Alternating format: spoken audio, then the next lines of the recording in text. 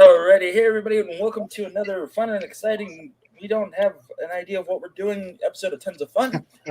With us tonight is Michael from Retro Blasting and the usual panels with special guest star Jeff Van Winden, who's here. Woo. And I actually made the intro this week, so let's all sit back and enjoy that. And copyright joke here.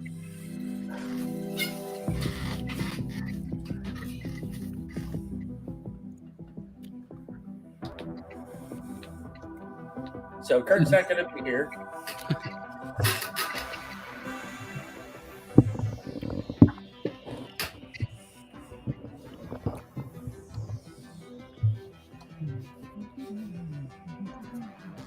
So for everybody that's watching, just in case you remember, if your name is in the credits with a special task, that means that you're a patron of the show and the channel, so we really appreciate it. And yeah, and I forgot to mention John Y. He is one of our other patrons. I couldn't think of anything funny for John. I'm sorry. And even then, is it that funny? But as the thing says, this is the end of October, and here we all are. So I'm going to go around the room. I'm going to start with Rick. What have you accomplished this month in your hobbies? Oh boy, this month. I built a minifig scale version of the Bates Motel, the mansion from the Bates Motel. Is it digital or is it physical, Rick? It's digital right now, but it will be physical. I'm going to source the parts and build it. All right, can you share it with us? Yeah, 1 second. Yeah. Fantastic. Let me just... So, Michael, I always give hell to Rick because he builds it in digital first, and I make fun of him for it, but realize that the program that you use is really complicated, and yeah. What program do you use? Oh, Studio. It's complicated I'm good with it. Like for me. Oh, right. Or it's stud.io. There you go. Right.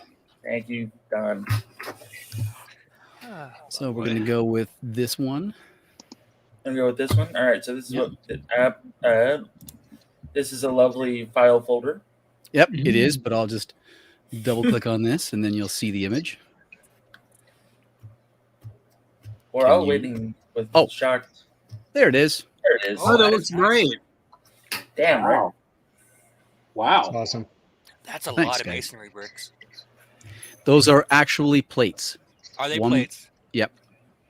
And So they're is this- both. Oh, they are. Yeah, I see that. Is this built in the program, or have you used the program and now you've built it and this is the physical model? It is built in the program. This is a Uh-huh. digital render Okay. with effects. You can see Mother is in the window. Yep. So I gave the plates, like some of them are light bluish gray, some of them are light old gray. So that they Nice. kind of gives an Aztecing effect. Did the same effect with the tiles. The stairs are completely brick built. The entire landscape is brick built. Everything, the trees. The only thing that's not brick built in this picture are the name Psycho, or the word Psycho, and then the background of the moon. That is crazy, Rick. That Yeah, is looks great. really nice. I like the use of the plates. Thanks. Me too. I was going to use those masonry bricks, but I wanted to get more variation in the coloring. So, Yeah, because sorry.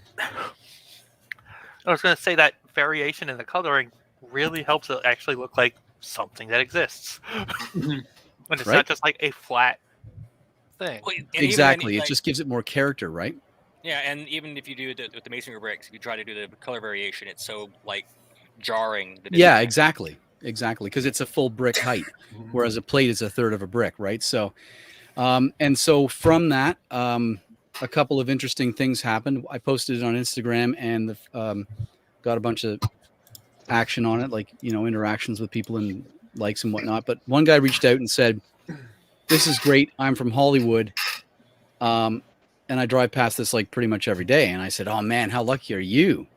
I said, "My wife and I honeymooned in Hollywood. We went to Universal Studios and we took the tour bus that drives past the house. It was awesome." And he says, "I drive that tour bus." Oh, that's And I was great. like, I was like, "No way, that's hilarious." That's Small world. That's Small. awesome. And, that's kind of just- an awesome go ahead. job, actually. Hmm? That's kind of an awesome job. I mean, right? Like, you just get to I mean, you could imagine maybe it gets a tad boring because you see the same things over and over. But and then yesterday I was approached by a magazine called Bricks and Bits, which is out of Chile, and they're going to do a spotlight on that model. So Oh, nice. that's pretty cool. Man. Yeah, I'm they're an super proud. RLFM magazine. So That's dope. other than that, that's pretty much it. We got some new faces in the chat. Yeah, Jason, Bjorn, and Keith. Hi guys, how you doing? Welcome. Appreciate you stopping by for the chitty chat. Cool. And Jeff, I think you've been building a spaceship or something this last month, or some sort of car. Do castles exist in space? I guess they do. Yes, I they do. mean, Sure. I do. It's right here. Wait. Oh No, it's still upstairs. Yeah, I had a flooded basement issue that got fixed, so I've just basically over the past few days I've set up my basement. It's still a mess, as you can see, but I have to get everything down before tomorrow at noon because my dad's coming over for a visit and a dinner, and my dinner table has a castle on it. So I'm going to be going crazy tomorrow. Yes, that is just it. a little one. I mean, And it's nowhere near complete. It's a spiral that starts into the middle, or that'll spiral all the way into the middle. It's only about halfway done. And I've run out of bricks. I'm going to take that center white core out and rebuild it in Duplo bricks because I got a bunch of those, and then I'll be able to continue on. And I've got some more fixes to do, but yeah, Nice. it's getting there. Is it Hopefully your- by next Is it week. is it a fantasy castle or is it modeled after a historic No, one? it's a fantasy. Okay. My fantasy. Wait, that doesn't sound right, but okay. So, but yeah, it's pretty massive. Like the It size is. that you're going with it. That is pretty. Yeah. Really I good. didn't want it to be that big. It just that's the way the math worked, unfortunately. So Look at you using math. yeah. I hate math. So, Mr. Don, what have you been up to? Anything good? Not much, really. Actually, we did do the Retropalooza last weekend, which was really fun. That was interesting. Yeah, it was very interesting seeing all the stuff from my childhood and going down the game list. Like, yeah, played that. I played a lot of games in my time. Aside from that, aside from the personal issues, not much has been going on for me this month. All right, fair enough. Michael, you're a guest. You get to tell us what you've been doing this month. Yeah, so it's funny that Rick was, that Jeff was talking about the castle. I just got a notification today. I'm working on for next year, I'm working on a big Robin Hood documentary. It's going to be obviously on my channel, but I'm trying to do it as a full documentary about not the history of the legend, but the history of Robin Hood in film and TV, because that character goes all the way back to silent film. In multimedia, obviously, he goes back to the 13th century in text. And as part of this run-up, I did a video, which was a review with Tim Witten on my team of a really, really bad Robin Hood movie called Beyond Sherwood. And I'm following that up with a Retro Blasting Part 1, Part 2 about Robin Hood Prince of Thieves, and then the toy line for Robin Hood Prince of Thieves. And I found out, because one of my big criticisms of the Prince of Thieves line is that they chose the wrong playset to make. They reused the Ewok village to make Sherwood Forest. Problem I have with this, of course, is that most children, I know some kids live in desert areas and stuff, I get that. But most kids at least have a few potted plants in the house, or they can go out in the backyard with the woods and they can play Sherwood Forest. They don't have a castle. And a lot of that movie takes place around the sheriff's castle, right? So I found out that in 2006 in England, when the BBC Robin Hood TV show came out that was on for a few years, they had a toy line. And the toy line had a castle playset called the Sheriff's Castle. And when I saw it, even though the figures were a little bigger than the Prince of Thieves figures, the castle itself, to economize, as these playsets always do, was scaled a little too small for those figures, but the Prince of Thieves figures are smaller. And I'm like, oh, they'll scale perfectly.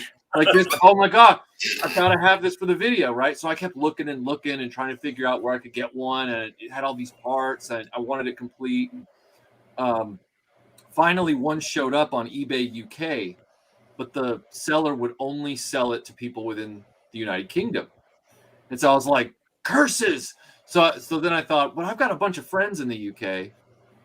I'm just gonna ask around, and I had a good friend who was like, yeah, have him send it to me, and I'll send it on. I'm like, I'll reimburse you for the shipping, all that kind of stuff, because it's a big, place. So today he had received it, and he'd already put it back in the mail and sent it on. So in a few weeks, I should have this play set. So I'm really excited. Awesome, man. Sounds amazing. Yeah. Probably not as amazing as the Lego castle that we just saw, but for me, for my purposes, I'm excited to have a visual. It's always nice when you're doing videos, as you guys know, to actually have objects to film rather than just things you have to like find a picture to show. Mm-hmm. And so like I can actually, because there are no pictures out there of this castle with Prince of Thieves figures in it. And that's what I wanted to illustrate. And so I'm really looking forward to being able to have that B-roll right here in my studio and, do it that way. So absolutely. Yeah. So you also just got done making a video about making the perfect Indiana Jones figure, which was, I gotta say, fascinating because he's kit bashing, but he's kit bashing with purpose. And it was really cool to see the differences and everything else. It was awesome. Thanks. It was weird because I was sitting down. I didn't really pay much attention to those figures when I was buying them in 2008. And I kept them in a bin for like 13 years. I didn't have them all. And then when I decided I'm going to do a video about this line, I broke them out. And that's when you really start what I call the discovery phase. It's what they call it, I think, in law, the discovery period or whatever, where you start getting your ducks in a row. And I was looking at the figures and I was buying the ones I didn't have and figuring out what ones they made that I never knew about. And I was, looking at each one, not for any intent. I was just looking at them to get familiar with how their legs work and which ones have funky sculpts and which ones have knobby knees and, knowing what I'm going to say. Like, I'm just kind of figuring out, there it is. Yeah. Oh, that's awesome. Yeah. You can tell the figures are about like 5.5 inches tall, but the Robin Hood figures are literally superpowers scale. So they're going to scale down a little bit. So I think they're actually going to look better in that castle than those do. Oh yeah, that's. I mean, those figures are giant for that playset. Yeah, exactly. And it's currently unavailable from Amazon. Yeah, yeah, it's been out of here for a while. But as I was looking at the Indiana Jones figures, as I was figuring out, like, I get to say that this guy looks like a rail riding hobo, and I get to say that this guy, looks like he's trying to hold in number 2 or whatever. Like I was figuring out all the different quirks of all these different characters, but because of my background with the whole Indiana Jones fandom, and the outfit specifically, I started to notice that I wasn't expecting these characters to have accurate stuff. I was expecting them to all have the same stuff, just then they'd be like, this is Temple of Doom and this is Raiders, and the differences are very minimal. But I started to see very deliberately, specifically sculpted accessories that somebody had an eye for detail to do, but they were all with the wrong figures. They were all flipped around. And I was like, why go to the trouble of making these specific variants of the accessories if you're not going to put them with the right figures? I mean, I was baffling. Yeah. Oh God. I'm sorry. I have heard tales of that infamy, and I didn't. I mean, I keep threatening you with this in a joking manner. At my toy store at Toy Base 10, they have all of them. And the owner's been like, "I'll sell them to you for $5 a piece," and I'm like, "This might be worth it." I don't know. Well, if they're all as horrifying as that one, then you're right. It's a whole feature video right there. I mean, Plus you get Mutt, the best Indiana Jones. Indiana Jones and the AA Rictus. Cool. What? Indiana Jones 5? Yeah, right. Get my whacker. Yeah. Lexi, what's going on with you, bro? Not much. It's been therapy stuff and trying to find a little table I like to build that damn X-wing on. Yeah. We got my sister hooked on the Lego, so now she's hitting that vein. At least one thing, because it's Luke's X-wing. That's how it always starts. Yeah, I know. Yeah. Like Pringle. Get you. I'm just gonna have one Pringle. No, you're not. No. You're gonna eat that whole can in 10 minutes. Yeah, right. So, That's basically true. Joseph Sawada, our resident Lego artist, that beautiful artwork behind him. Mm-hmm. How's the pocket lady things that you've been making going? They're going good. I have one here. Cool. The high heel is still attached to the back, but yeah, I've been working on these little guys. I'm gonna make you full screen so you can Okay. actually show it. All right. So go. Yeah. So. Oh, Yeah, those look much less like things that are unholy than I initially thought. This was the original design. They've always looked like this. Pardon my language. Those don't look like pocket pussies anymore, Joseph. I'm glad. But yeah, it's I'm building something from Persona 5. So I have like one big character, and then she has two little minions that are like tuxedo guys with heart heads. So Yeah. I like them.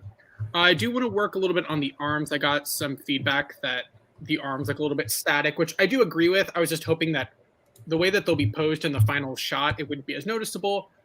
But we'll see. Let's see if I have any other big pieces of note. Oh, I have her head. I don't have her hair done. So this is not being crass to be crass, I promise. But I swear to God, he showed us this, and I went, huh. And I totally lost it, and I apologize now. I'm good. All right. Okay. So I finished the main character's head. I quite like how it turned out. Supposed to be like that cigarette looks good, man. Thanks. Yeah, she's wearing a cheetah mask, and then she has like big ponytails. So I'm thinking of putting tires and stringing a bunch of tires together because she has like big looped ponytails. So that's what I'm thinking there. But as we do our show, what I'm going to be working on is my friend had her birthday on Wednesday, and I was on her live stream, and we were building birthday cakes. And my birthday cake, I quite liked how it looked. It was a Napoleon cake. It's like a layered cake. Yeah. But, it's upside down. There we go. But I built it. I had an hour to build it, so the constructions aren't that great. And I want to improve upon it because I think it's worth posting. Not as like a major build, but as like an hour and a half, 2 hour long build. So I like it enough to post it. So that's what I'm going to be working on, tinkering.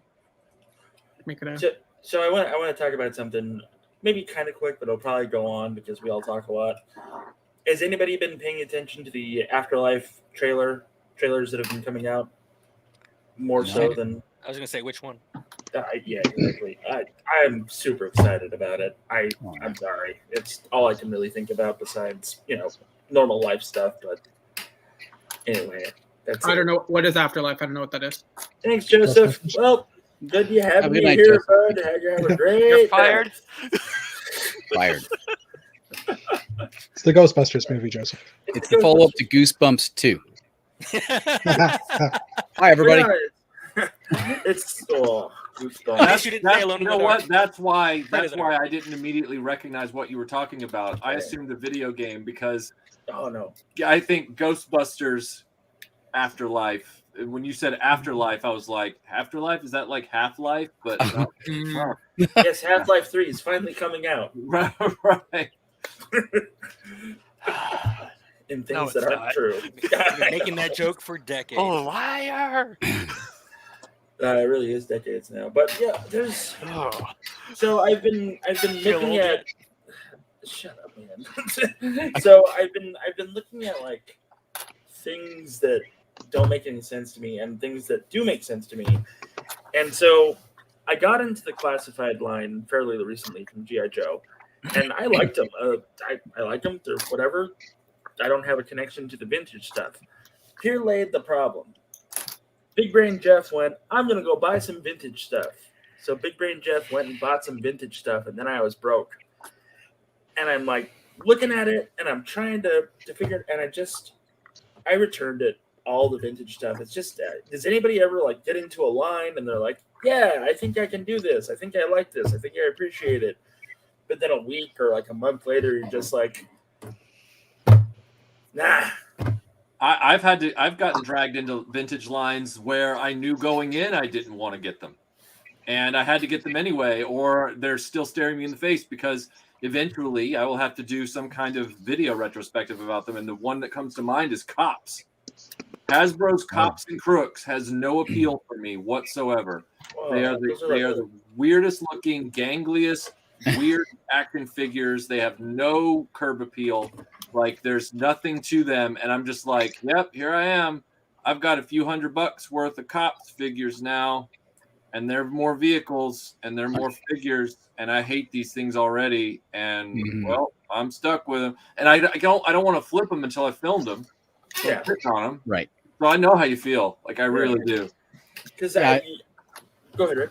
I was going to say I've never really collected anything vintage other than a few Lego sets that I've been able to get a hold of. But I was into collecting swords and other medieval weaponry when I was in my early 20s, and I went out and bought a knife. It was like a new type of knife design. It was kind of crazy. It was called the Griffin. And it was like a crazy looking knife with multiple blades. And I brought it home, and I looked at it, and I thought, it just doesn't fit. It doesn't make sense. So I returned that. It makes sense. That's the closest I can come to. I once bought an expensive suit coat, and I returned that. Yeah? How many times did you wear it? I know. I tried it on, and I returned it.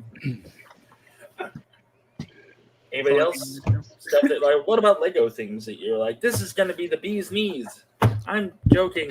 This is not going to be the bee's knees. Every set that first gets announced, and then a week or two later, you're like, no, I don't want it. Oh. Oh, see, I've always been really good about not, like, really falling into the hype of all the new sets. Like, I mean, I'll look at a set and be like, oh, that's cool. But this year, it seems that everyone's been buying a ton of these sets. And I've just been like, I mean, I like them, but I haven't gone out of my way to buy any of them. No, I regret nothing. That's not true, Don. So I do. So when when Ghostbusters released their newest wave of figures, the movie figures that that are based on these guys, like, I bought them and I was like, I am all in. And then, well, they only get proton packs. That's dumb. Was my exact reaction.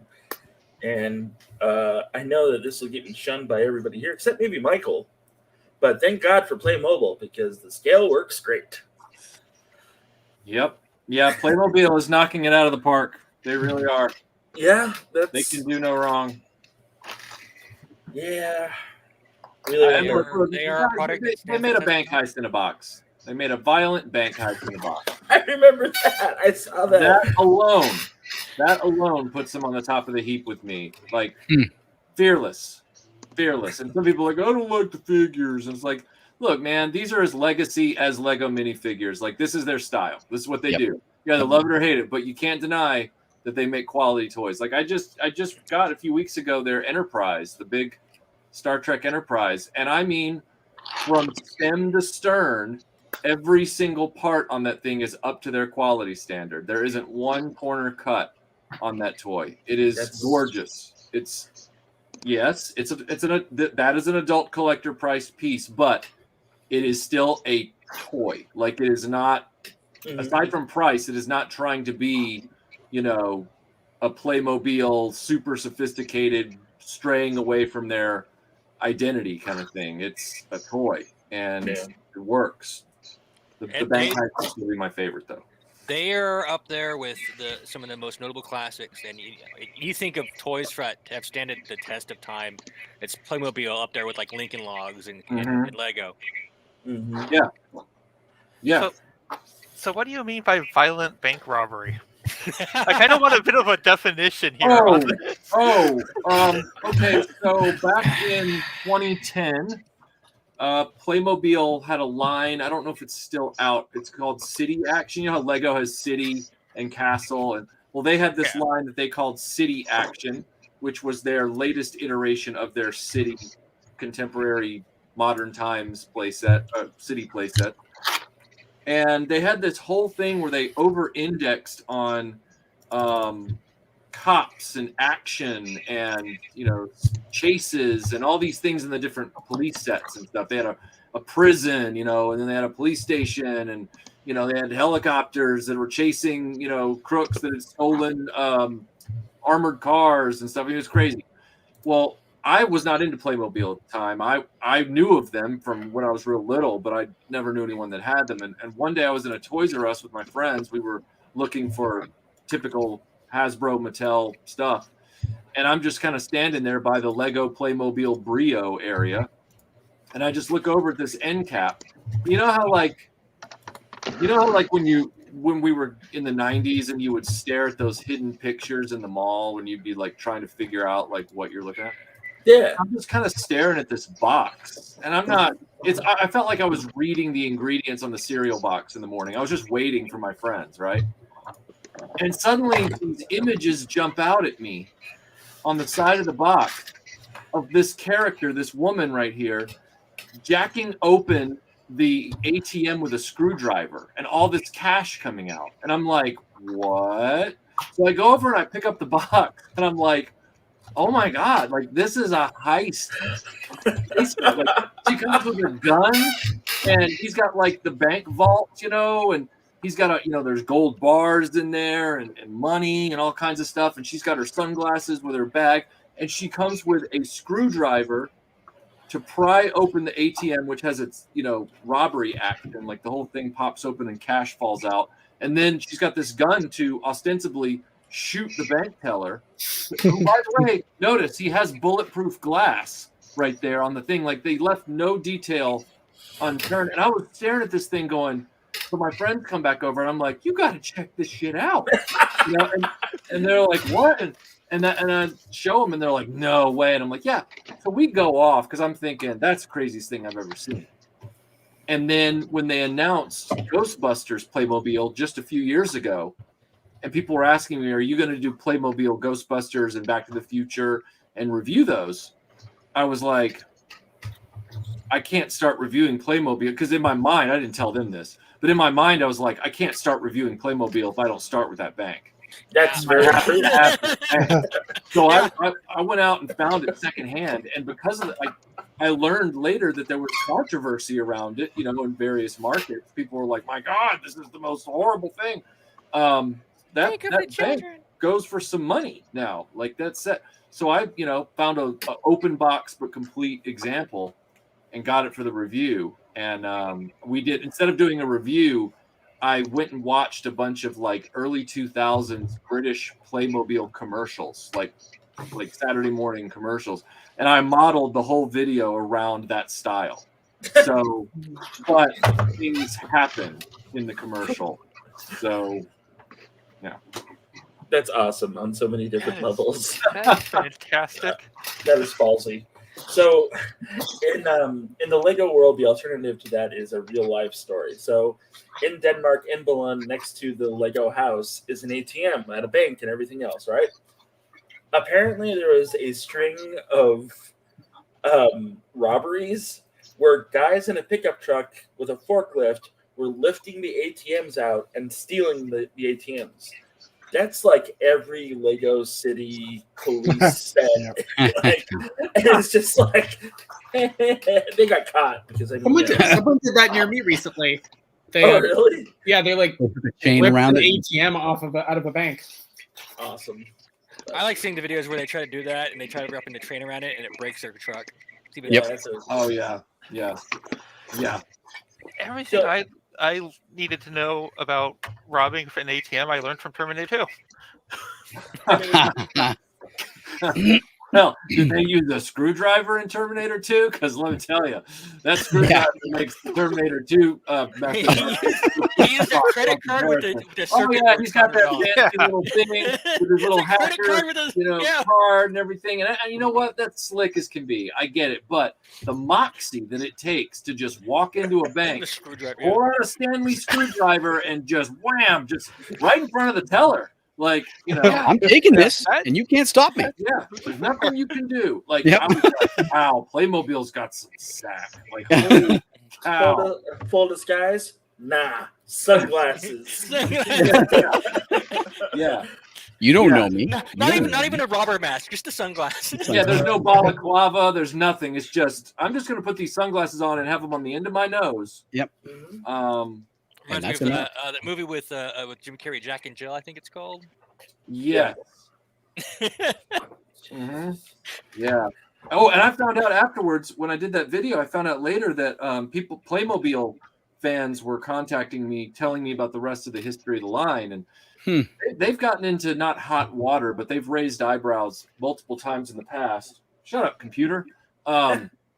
They did one, like, it was just like a year or two after 9/11. And I don't know if it was coincidence or design, but they did a whole like TSA checkpoint at the airport. And it was like the whole, like, and like what? And then they've done like plantations. Yes. Like historic plantations. With way back, like in the 80s slaves. and stuff. Yeah, they did that. That was probably like 30 years ago now, but they had those different historic eras. So like there's one that I had to look up because I couldn't believe it when the person told me. I was like, I'm looking this up. Like, and I should have known given that they did a bank heist. But I should have trusted the guy. They had this one era of product where it was set in, I guess what I would call, I don't know what they called it in Europe, but it's set in Europe. But in England at that time period, it was Victorian England. So it was sort of like the late 19th century, early 20th century cusp period. I think I know which one you're talking about. Yeah. Yeah. And this was like where they had all the figurines. It was like old world Prussia was how they had it. The Prussian guys with the helmets with the spikes on top, and the people in the big dresses with the bustles, and there is a Playmobil set of a drunken homeless man park bench, and the policeman is this Kaiser guy harassing him to get out of the park. Really? Yes. Look it up. I'm gonna have to get into Playmobil. I'm looking it up right now, actually. Oh, that Native American is not good. Oh, Jesus. They did a lot of them that are kind of like, okay, you can't do that on television these days. Playmobil's history goes back a long way, and so there's a lot of stuff where you kind of do the Thor Ragnarok where you're like, really? Is that okay? This is what we're doing, huh? Yeah. Okay. Even their old castle sets didn't escape controversy. Oh, really? Yeah. Apparently they had some problems with one of the places. Apparently they had like a guillotine. Oh shit. Apparently they had a guillotine in one of their sets, and they're like, "Oh yeah, you can't do that." Like, "Oh yeah, we can't." I mean, but that'd be so fun because the Playmobil figures come apart like Lego figures, so you could pop one apart and then rig it up, and then woof, and then the head comes up. That would be great. Would it? Yeah, actually, yeah.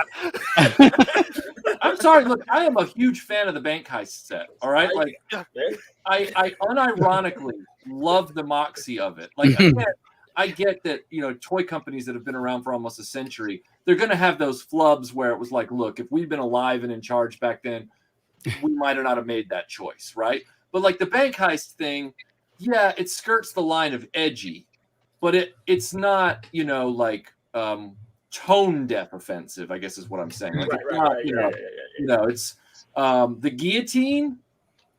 Who's that offensive to? Marie Antoinette? She did. Like, so it doesn't matter. I don't know. I mean, it's not like they'll lose their head over it. Yeah. I'm not sorry. This is a question you guys probably know the answer to. Now that I'm thinking about it, I know Playmobil is technically not a building toy, but I'm gonna do a hard lane change for a second. So in the mid to late 80s, Lego, and it steamed through into the early 90s, they did the Woodsman setup that kind of went with the castle. Oh my! Holy shit! Oh my god! That's That is awesome. fantastic. Yep. It's unreal. Custom, but see that right. So I'm gonna say it right now. That's fans doing the best work. Yeah, it's So and reviving the legacy That's right right. there. So the Lego guys were doing the Woodsman setup that was kind of supplementing the castle, it was a companion to the castle set. And I just wonder, and I don't have an answer for this. I don't know if you guys know. It's so obviously Robin Hood. Yeah. And Robin Hood is not, it's open source. Robin Hood is a legend. He's not, you can't copyright him, which is great. So why did they not just call it that? Because at that time and place, Lego, when they had their themes or whatever, it was just space, it was just castle, it was just yada yada. They wanted to make the kids make their own universe, you know. So like having the stipulation of like, this is Robin Hood, you know, was something that was unfathomable back then. But now it's like, well, you need this Iron Man to complete your Hall of Armor.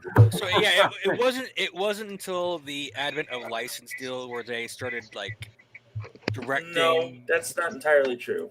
Oh, I mean, for the most, they did do some. No, it was before that actually. Yeah, it was the. It was Pirates. Yeah, Pirates of Redbeard. Yeah. And then when Space. they started doing that line, And Space Police 2. No, Space Police 2, the green and black stuff. The commander, the chief had a name. Ice Planet, the gal had a name, and they didn't start really dipping into that until the late 80s, early 90s. Right. I mean, it's not like anybody minded because you could do it. You know, you knew what it was all about. And you could do what you want. It was fine. I just always found that interesting because I know that Lego up until that point wasn't a big license. They didn't do licenses or anything like that. But Robin Hood, you didn't need the license. It's it's legend kind of thing. Well, even then, like again, you say like the Ice Planet stuff. Like even then, with those kind of mini stories, it wasn't. It was still here's a setting, not the characters. It wasn't until they started doing the whole, you know, here's Pirates of the Caribbean, here's Star Wars, here's you know Marvel, here's DC, where they started saying, oh well, kids seem to like having storylines to follow, and then they just doubled down on it. Right. Yeah. Now, I'm sure. Sorry, go ahead, Jeff. Okay, and that's the thing too, is that like there's still a bit of controversy with like the younger generation of Lego builders these days, where like, well, the licenses saved Lego. Bionicle did. I hate to say it because I hate Bionicle, but Bionicle did. Bionicle really did do a lot for Lego. My Darth Vader was a Blacktron figure with a piece of cloth. Just saying. And then, you know, we got all the molds and we got everything else, and then we have, you know, minifigures that are worth $1,000, and it became another line of there's nothing really special about this anymore. In my opinion, but I'm not gonna bitch. I mean, I like Batman. I got plenty of Batman stuff now, so you know. Yeah. But for me, it was just kind of. I was excited at the time, but looking back now, I kind of just wish they would have dug their heels and stuck to, you know. But that's me. Yeah. No, I totally agree. I was actually, by coincidence, I was playing one of the Lego games today on my computer, just to zone out for a few hours, and I got this weird notion in my head because I'm sure. Have any of you guys not played any of the Lego games? I can't believe any of you haven't. I haven't played a single one. You haven't? Okay. Kudos to you, sir. For your restraint and your. They're pretty addicting. I was looking at how the formats are similar. You know, even though you're playing a different theme, the games kind of all work on the same principle, right?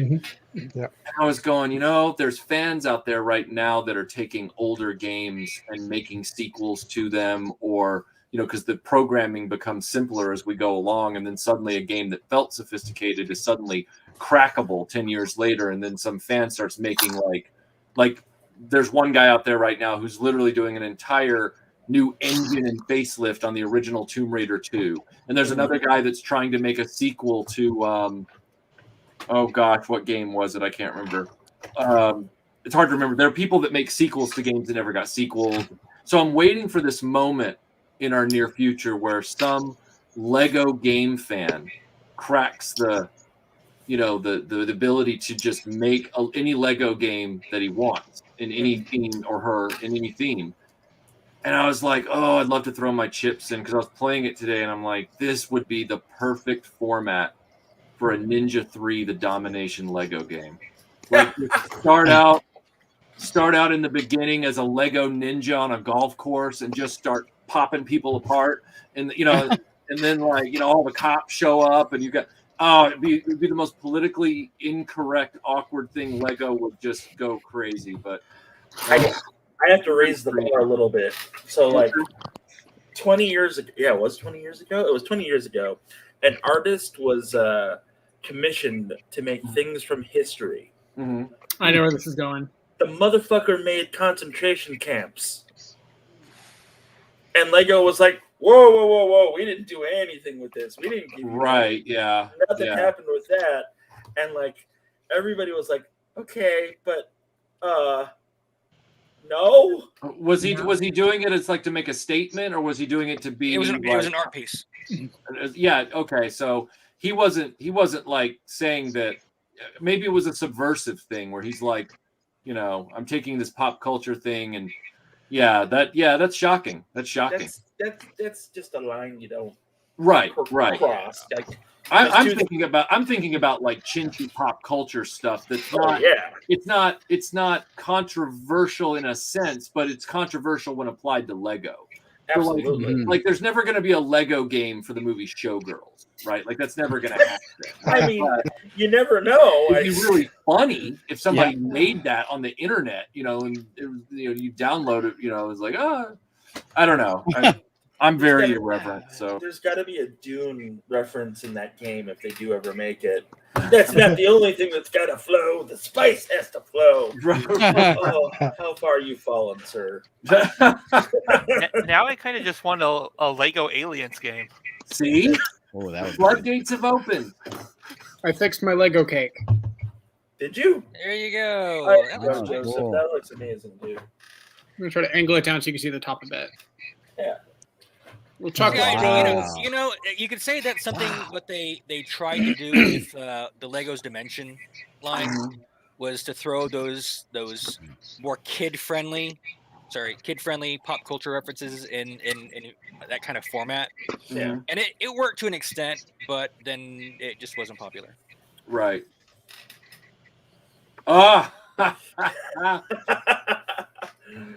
It's a Lego Michael with USS flag. I know what that is. Awesome. Is that an aircraft carrier? Yeah, G.I. Joe made this 7-foot aircraft carrier in the 80s. And it was more like a coffee table than a playset. Yeah. And I'm building Michael's studio for where he films and the adjacent rooms for him. So I've been working on a lot of mini builds. Tower of Plastic, aka Ghostbuster headquarters. I don't care what anybody says. It is a Tower of Plastic. It is, yeah. It's great for display, like when you're displaying figures. But as an actual toy, it's it's just a tower with 3 platforms on it. It's not. There's nothing. What are you doing here? So. Did I show you guys this? No. Oh wow. You said that you got it in, but you never showed us built. Yeah, I finished it. So it's by some kid on Instagram who goes by Imperial Bricks. He sells custom brick heads, and I got the Queen Amidala one because make fun of me all you want. She's my favorite character in the Star Wars universe. You do your thing. It's fine. I was introduced with the sequel trilogy. I'm not gonna make fun of you at all. But I'll explain why I can't make fun of you and wouldn't anyway. But even if I wanted to, I wouldn't because it would be massively hypocritical. As much as I feel like the prequel trilogy is largely a structural failure with a lot of creative ambition, as a massive Star Wars fan going all the way back to the original trilogy as a child, I was one of the torchbearers in the dark times when everybody else had abandoned it and, started watching Val Kilmer Batman movies and stuff. And when Phantom Menace finally came out, I was counting down the days. Like, and I saw the movie in the theater 14 times. Wow. And I have all my ticket stubs. Nice. Did you I get all the kept going cups? back each time going, I'm going to figure out what George Lucas is trying to do with this.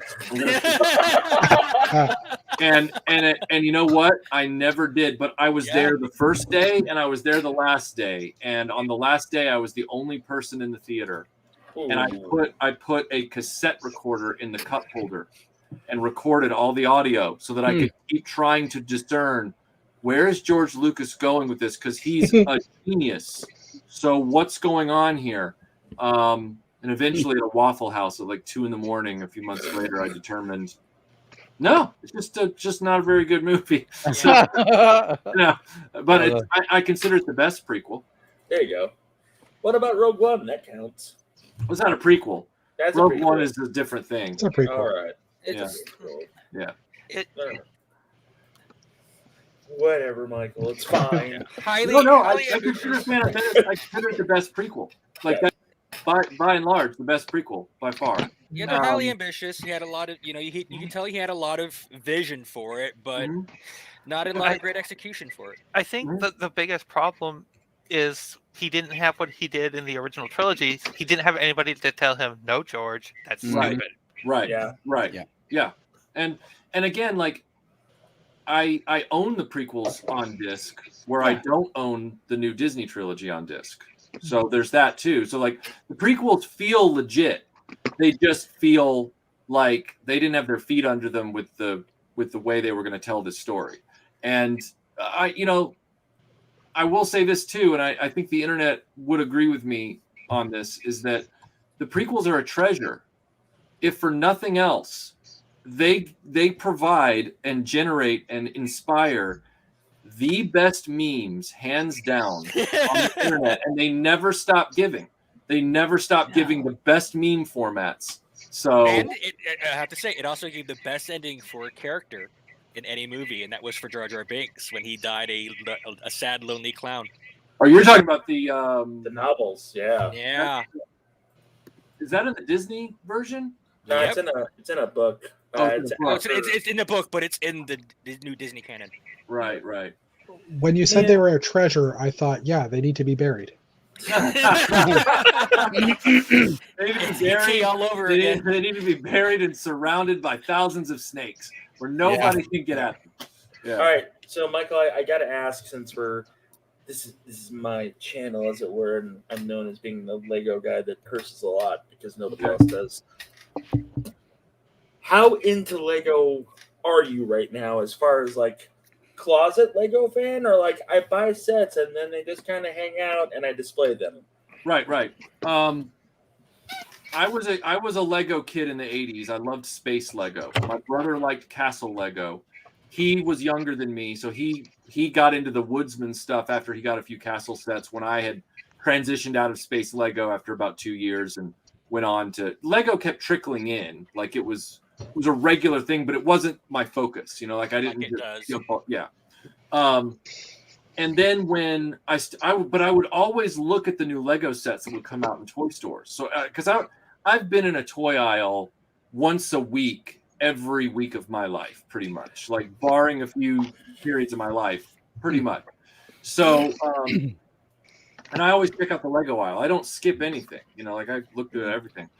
Excuse me. And I saw the evolution of it. And the thing that got me the most excited, that almost got me back into Lego, was Ninjago. Because I love ninjas so much. And I'm an 80s kid, so I love ninjas. So I was like, oh, they finally made a dedicated ninja line. And then I was like, I've already started this whole action figure channel. There's no way I can't. I wouldn't have the money. I'd be bankrupted. And yeah, exactly. So I successfully stayed away. And the other one that almost got me into Lego, the other one from a few years prior to that, and I mean it was just as close as Ninjago, was when I went into that one aisle and I saw the Indiana Jones flying wing from Raiders of the Lost Ark. And I was like, oh God, like I was so close. And part of me is glad actually that I didn't jump into that line because they never got to fully realize it, like they canceled it early or whatever. They did, but the collectability on those sets is really high. Oh yeah. Oh well, I mean, Lego values rise faster than gold at this point, and that's not me being funny. That's a literal truth for most. It's crazy. Lego sets. Yeah, per unit, by proportion, they actually rise in value faster than gold. So between that Indiana Jones flying wing and Ninjago, I almost got pulled back into Lego. I love it to death. Like when I knew you were gonna go grab it. Yeah, just rub that in. Yeah, there you go. Yeah. This is one of my favorite Lego sets. It's one of the only Ninjago sets I own. Because it's a big ass boat. Yeah. Is that what they called it? Lego number 4597, big ass boat. With Asian flavor. Nice. It looks great.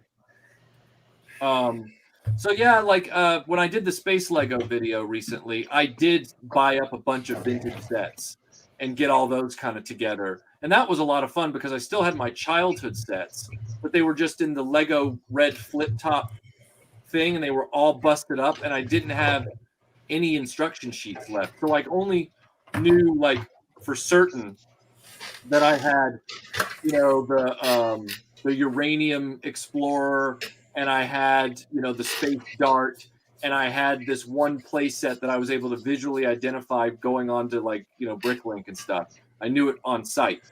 So I started to put those back together and figure out what parts I was missing. And then I would go back to Bricklink and get those parts. But then it was like this forensic kind of CSI thing where I had hundreds of parts and minifigures in front of me going, okay, I've got 4 red guys, 5 white guys, and 2 yellows. I've got these relatively unique parts. What could these possibly be that I would have gotten? And I figured it out. I actually figured out what little mini vehicles and stuff I had from the parts left over. Love that. And then got those all put together. And so if you watch the Space Lego feature, you can see that I dissolved in on the table as I figured it out, all the different ones. And then I put them all back in the bin to dissolve. I was actually pretty proud of the way that sequence came out. So, yeah. So the three of us, me, Rick, and Jeff, have a buddy named Zoom, and he is, the space book that you got from Peter Reed. By the way, this guy got sent the Peter Reed space book in exosuit by Peter Reed and his wife.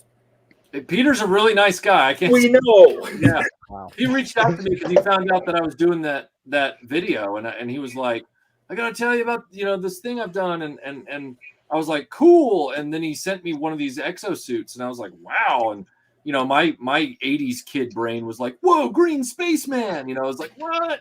All of our brains did that, I promise you, sir. But so Zoom also built some of the stuff in Pete's book, and he does an homage to some of classic space stuff. But Jeff also, Canadian Jeff, does a great homage to classic space. So Jeff, if you can you grab a model or two and bring it on over? Yeah, sure. Because I think you'll really like what Jeff has done with that line. And Rick has done an amazing thing with a guitar spaceship in the M-Tron fashion. That was hilarious. And funny enough, I just made one for Classic Space tonight. Would you like to see it? Yeah. Hell yeah. It's the same ship, but Classic Space style. Rick, did you ever get the actual pieces in for the build on that yet? That is awesome, dude. Oh, yeah.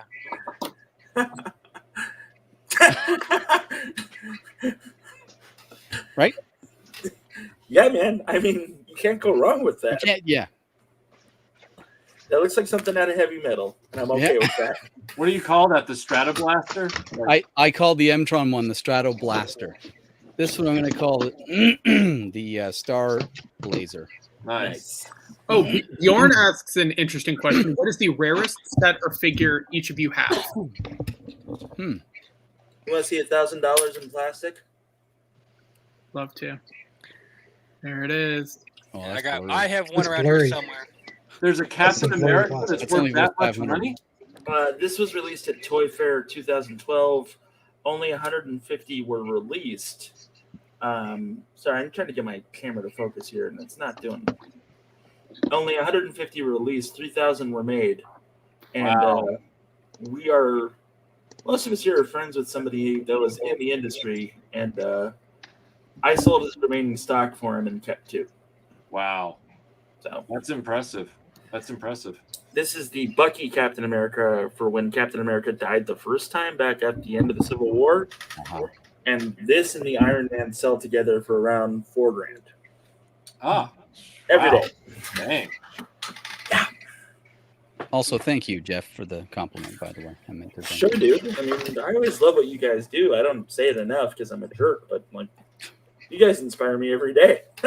Ah, thanks. Oh, wow. trying got to a few think over here. what.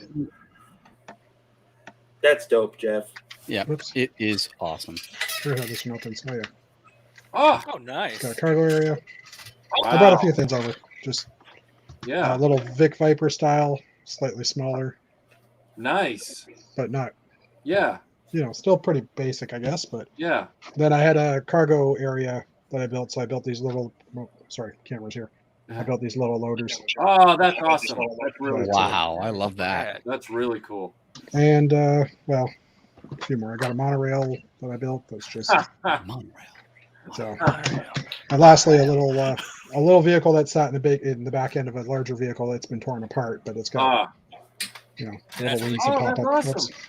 Yeah, that looks Are you great. ripped the big APC apart? Yeah, it's in pieces. Oh no! So, yeah, I've had it for so long. I want to build something else with it. Yeah. So, Michael, I think I might order you this shirt. This is made by Fazoom. Yep. It is Nice. It could be the classic Lego space one, but we're going to avoid copyright. Of course, yeah. And there is Spaceman Spiff. Oh, that's funny. Yeah. Yeah, somebody just sent me, a friend of the channel just sent me a handmade accurate Hobbs that they sell. Oh, that's great. Yeah. That is amazing. Yeah. And actually, I'll go get him real quick. Yeah, you should. I think the most expensive minifigure I have, it's not $1,000, is the this version of Queen Amidala with the bubble dress. Right.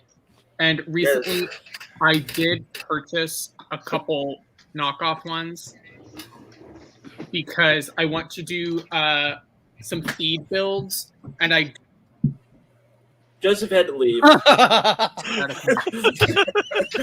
why do people get kicked out? I don't know. Internet Knockoff. problems, I guess. I don't know. I don't want it to get stolen. It's an expensive minifigure, so I bought a knockoff. It's Sabe. It's literally a Sabe minifigure. Okay, it's a fake Queen Amidala. I can't argue. Anyway, that Hobbs, that is amazing. Yeah. I mean, That's cool. Hobbs. Hobbs, yeah. That's my childhood right there. That's Yep. everybody's childhood in this room, except maybe Rick, because he's a heartless bastard. I'm I too am. young. I also Joseph don't is have too. any rare minifigures. I think the rarest set I own is probably, and it's not even rare, Fort Legorito from 97. Oh, Fort Legorito is awesome. Yeah, Somebody it is. just sent me a bagged Bespin Luke from the. I guess it's an official bag, but it's from the Cloud City set. Same one. So, Everyone has that damn minifigure except me. It's the only one. God damn it. I don't have that one.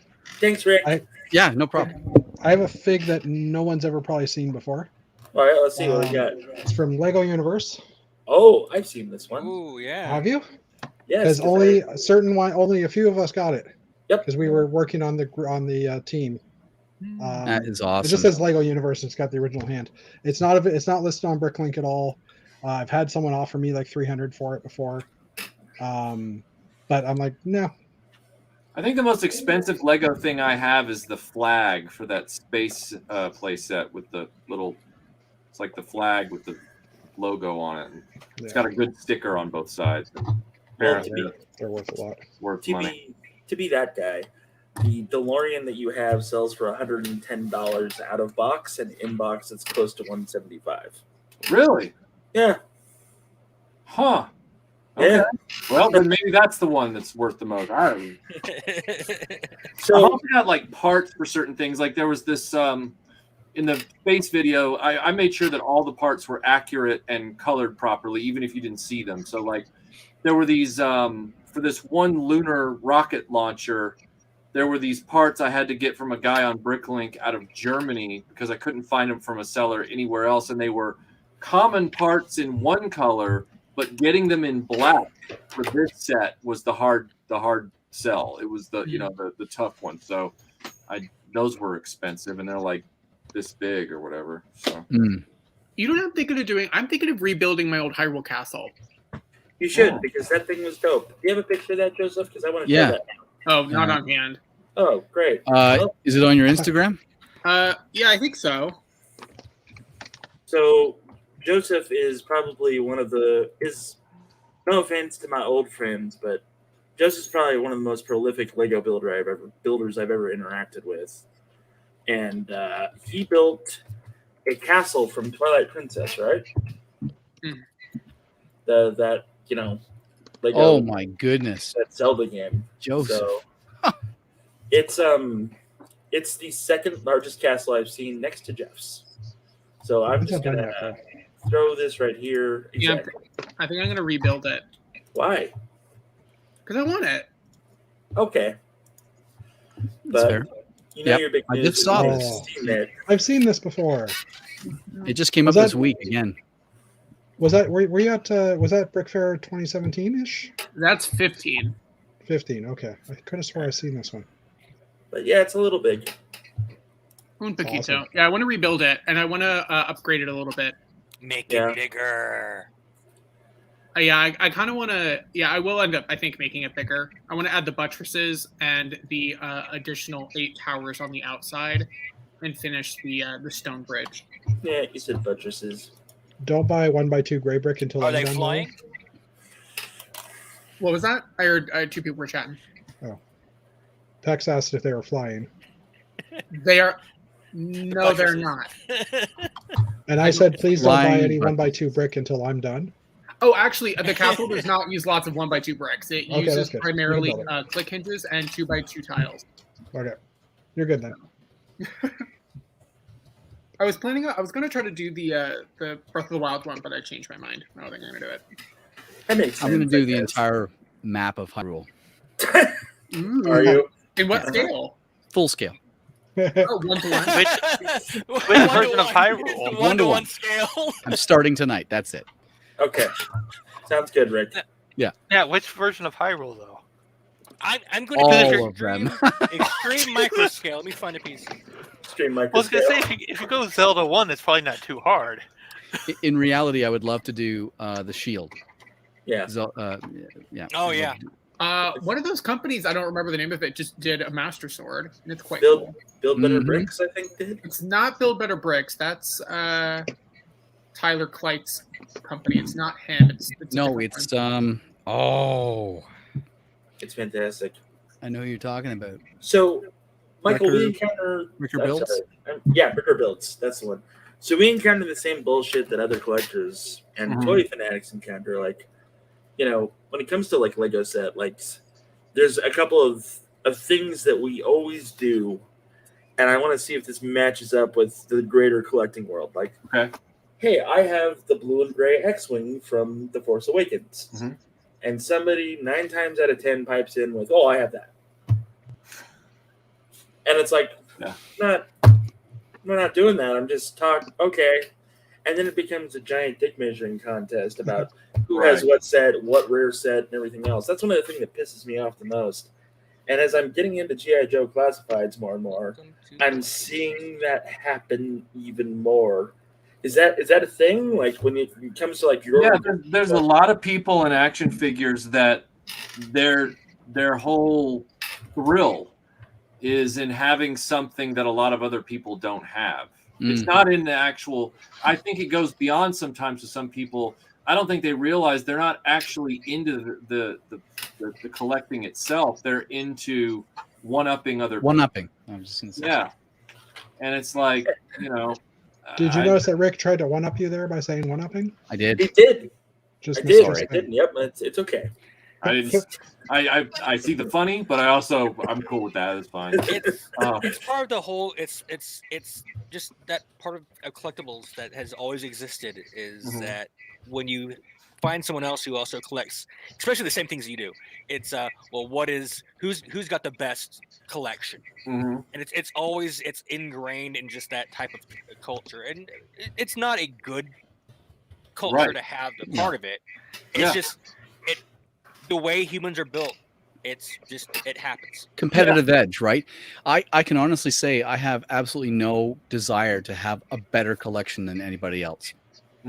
Yeah, me neither. I just like what I like. Yeah, my collection's utilitarian. It's what I need to make videos. It's not to have a big brag session about look at my stuff and like it's big simply because I've been doing a channel for 10 years and I'm a lifelong toy collector prior to that. So things kind of get out of control, but it's not, like the other day, a few months ago, I was finally able to secure a vinyl Cape Jawa.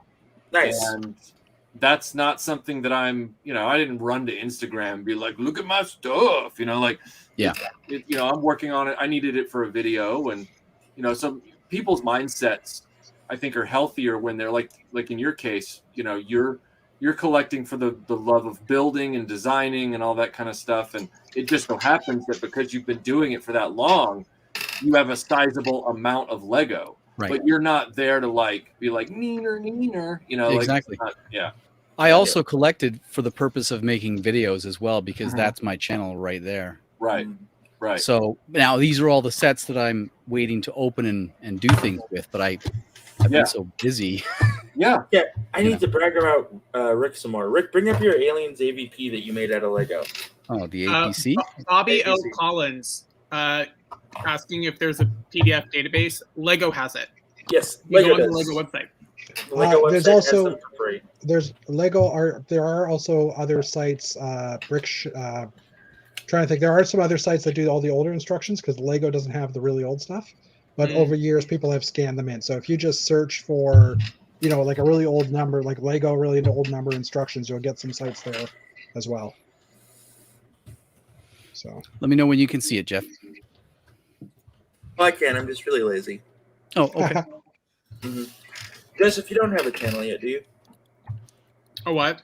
You don't have a YouTube channel yet, do you? No. Okay. So these are some of the things that Rick has made out of Lego. He sells the instructions. The instructions online, and he also gives out a part list, right? Yeah. That's correct. It comes with a parts list, and this one also comes with custom-made stickers. So this is, something I made. Again, I built this in real life first. This was my very first ever serious mock. I built it in 2019, and then I posted it on Reddit, and everybody was asking for instructions. So I got into Studio and built it in Studio, made the instructions, and I've sold at this point 72. Wow. Yep. Wow, that's great. Awesome. Yeah. How are you doing on the Ark? Just out of curiosity. Three. Oh man, come on! I know. You know what it is, Jeff? Somebody recently bought it, and they said, just letting you know, and it was great feedback. Really, it was. The corner slopes are not in plentiful supply on Bricklink, so it's probably a good thing that I've only sold 3. But this I put my heart and soul into this mock. It's a great one because I love Aliens, and I've always loved the APC. It's my favorite movie vehicle of all time. And I went as far as taking actual images from the movie, throwing them into. Wait a second, Rick. Your favorite vehicle of all time? What about Ecto 1? In movie vehicle? Yeah, no, it's my favorite. Well, that's cool. Bye, guys. Bye. But I had to have the images from the movie. So this is actual footage of what you see through Apone's camera in the movie. That's just wow. Awesome. Yeah. That's so impressive. People can print the stickers and put them on, and there's a few models in there that I've made, like a little Nintendo. This was a mimic of the big set that came out. So it doesn't cost $250. So it doesn't. It costs I think $5. Well, for the pieces, it'll probably cost you about $80, I think. Yeah. The little custom Rick Brickham controllers. Yeah, that's it. Nice. Thanks for the feature, Jeff. Hey, no problem. I also like your Tron bikes. Like the Tron bikes are kind of a big deal too. I'm just saying. They exploded on Reddit. And, Wow. people were saying instructions, please, and so I said, okay, fine, instructions. I think I've sold gotta pay for 5 of them. those. Yeah. And I'm gonna steal Michael's line here and say the fans are doing the best work. Those are awesome, man. They are. Thank They you. really are. Yeah. Alrighty, so we've been going for about an hour and 10 minutes. Kind of went a little over. What, Don? Let's talk about Buc-ee's. Do we have to talk about Buc-ee's? So, this is we've been to Texas now. Well, I've been to Texas like 3 times in the past 5 months. Fucking hate Texas. It's more times I've been to Texas than the past 15 years. And for the first time ever, we decided to go to Buc-ee's when we came back from Metropalooza. And let me tell you, it was. I felt uncomfortable as soon as we stepped inside. Like, it was just like hustle and bustle. There's like normal convenience store for like a football field to my right, and then like weird antique store and deli to my left. So to be clear, this is the one in Denton, Texas, right off of I-35. And Joseph, go ahead. You had some words. My grandparents live near a place in Buffalo called Smokin' Joe's, and my aunt used to work there. And it is like what it sounds like. What a Buc-ee's is like the weirdest collection. It's one store, and it started when my dad lived there. It was a double wide with a single gas pump, and when I went there, it is now a ice cream parlor, a museum. There's a tuxedo rental. There's like a gold pawn shop, a tobacco store, a grocer. There's like it's on an Indian reservation, like Native American handicrafts. There's like a lacrosse thing. It's the weirdest collection of stores, all just built in like this weird compound. It's a lot. What I want to end off with though is don't tell them about the meat nap, man. Come on. So as we're leaving, we're getting out, and he's like, "Well, give me a sandwich," because he wanted to try their brisket sandwich, and we got it. And he gets in the car, and he takes a bite out of it, and I look over as I'm pulling out of the parking lot, and he looks like he's about to cry. He's like, "It's so good." The sandwich was so good for $5. I swear to God. Before he had it finished before we got back on the highway, and then we're leaving Denton, and he's like, "I gotta lay down. I gotta lay down. I gotta lay down." My last story. I know we're running out. No. Where I work, there's like a lady who will make like sandwiches and stuff because I work in the middle of nowhere, so they just opened up a little shop. And I went there and I ordered a roast beef sandwich, and she's making it, and she pulls out the roast beef, and under her breath she goes, "Oh, this does not look good," and then puts it in my sandwich and hands it to me. No. She's like, "This does not look good." Wow. I should not be giving this to you, but here you go. And I still ate it. All right, so one thing about Buc-ee's, and then I promise we're going to end it. So Don and I break off. We split up into teams because this is the best way to handle this situation. Well, I went to the warehouse that is the bathroom. Yes, he did. And he went to the restroom, and I went to this is admission to almost theft, by the way, and I apologize beforehand, but God damn it, I was thirsty. So we get to the drink section, and like they have like the little cups. They were sold out of every other size except their mediums. They're little cups. I'm 6'3" and 400 pounds of I'm angry and fat and hungry at this point because it's been a long day. So I grabbed this guy, took a plastic off, filled it up, whatever. Not a big deal. And Don comes back with a child that just saw Toys R Us first time and is like, what is even happening? I don't know. And then we made sure to get Don some Bucky nuts, so Don had some nuts. I grabbed a sandwich. I grabbed Emily some unicorn popcorn, which was horrible, by the way. We threw it away. It was not good. And we get up to the register, and like the total comes out, and I look at Don, and I'm like, this is the most I've ever spent at a gas station without getting gas. We spent $34 in this store. Oh my god. And like the gal is ringing this up and she's like, "Is that new, sweetheart, or is that a refill?" It's definitely a refill. Yep, 100%. Mhm. So I sort of stole a cup. I feel How much guilty was the refill price? like $1.50. I don't know. But Seriously? the cup, Yeah. the cup itself was like $15, and I was like, I'm not paying. That happened to me at a Starbucks in an airport. Wow. I grabbed a cup, and they're like, "Oh, it's $2.50." I'm like, "That's a cheap cup." And then I left, and I was like, "Oh." So tonight we're gonna end with a shame. We're all going to hell for theft. No, So- I worked at a gas station. Don't feel bad. Yeah, that thing is huge. He was trying to, like, when we're driving, I'm trying to, like, rest my arm as we're driving, and it's just everywhere I put my hand, it's just there. I'm like, I can't do that there because it's there. And we're not Does it driving fit in in a like some cup small holder? car. It's actually an SUV, Okay. and it's just there. I'm like, oh, I can't put my drink there. I have to. This would not do well in a DeLorean, Michael. I advise heavily against putting it. How is the DeLorean, by the way? I keep meaning to ask. I just want to know. How is it? Is it all ready to go, or is it still? Well, I mean, alright. when I bought it, it was ready to go. It had 2,300 original miles on it, and it was fully restored, and it was a great car for 4 years. And I didn't daily drive it. I wasn't crazy. I bought it as a second car, but it has a fuel system on it that was like the Betamax of fuel delivery for cars. Like, you know, if you're looking at home video as a thing, it was like, yeah, people really like their 8mm film. And then they eventually went to VHS. But in the middle, there was this thing called Betamax, and it was horrible.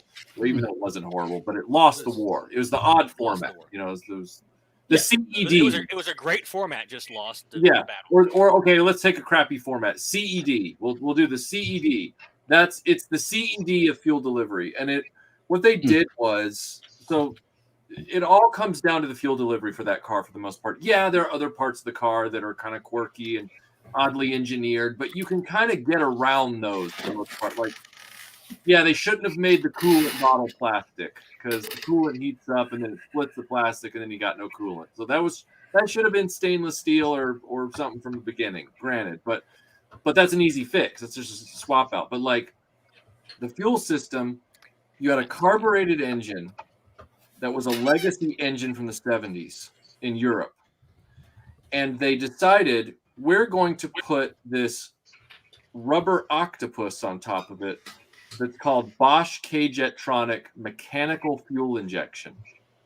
And it relies on all kinds of O-rings to maintain pressure and fuel pressure on 20 different points all over the place. And that's what kills a DeLorean faster than anything. That's what makes them super unreliable. Mm-hmm. But in order to convert that thing back to a carburetor or forward to a electronically controlled carburetor that they have now, you have to reroute hoses. You have to get a different fuel pump. You have to get a different custom carrier to fit the fuel pump in because the fuel tank's in the front. So it's very hard as a shade tree mechanic to solve that problem, because even the guys who do stuff professionally, they've got the tools to do it, but they still have to work out, kind of like you guys do with your Lego designs from scratch. They've got to work out, okay, how is this actually going to work? Like, because this car is so weird. Like, that's where you run into problems. And so that's where my car is right now. I bought a manifold for the carburetor for that engine out of Australia, had it sent, it bolted right in, carburetor bolted in, but the carburetor was a refurb, and so it's weeping fuel, and then the new fuel pump is also leaking fuel. That's dangerous. So I don't drive the car. Now the car's been sitting too long, so other parts have started to go bad, and that's par for the course. I'm not a victim or anything, but yeah, the DeLorean is a labor of love. It's not. Do I sometimes wish that I had bought, just like a classic Trans Am or something? Some days I do. Yeah. But I then tell myself, my two favorite cars of all time are completely out of my reach. So, one, the Lancia Stratos, I couldn't even fit in even if I had it. So that would be pointless. And then the other one is the 1987 Aston Martin Vantage, which I'll never afford because Aston Martin. So it's like, yeah. It also has laser guided missiles and a pop up display on the windshield. So I would have a few optional extras installed for sure. But it's in ski mode. I mean, the nice thing about a DeLorean is it looks really good sitting still. Yeah, so, there you go. It's a great display piece. Yeah, it's a great display piece, and it's stainless steel, so it's not going to rust away. If society collapses tomorrow and all of us just like flash fry right where we are in some great cataclysm, eventually archaeologists will open up the garage to my house, and everything else will be dust, but there'll be these body panels that are just sitting there in the shape of a car. Wow, what's this? And then they'll probably say it's like a ceremonial. It's from the future. Yeah, they'll say it's a ceremonial sarcophagus or something because they'll get it all. Wow, wrong. Doc, that's heavy. Yeah. I mean, or they'll find the remnants of your flux capacitor and go, this son of a bitch actually have a time machine? I know, right? Yeah. If I had a time machine, then I wouldn't have gotten caught in the cataclysm and I'd be alive. I mean, there's that. Yeah. Already. So I want to thank everybody for showing up tonight. I know Michael put the word out for us, so thank you all for showing up and coming. Michael, thank you so much for coming and just anytime shooting the shit with us. You're always welcome back. Everybody else, have a wonderful weekend. Have a wonderful Halloween. Be safe. Trans rights are human rights. Get your shot. Wear your mask. Do all the things. I want to go see movies again without having to wear a mask. I'm just saying. That'd be nice. Yeah. Goddamn plague. All right. Bye, everybody. Bye.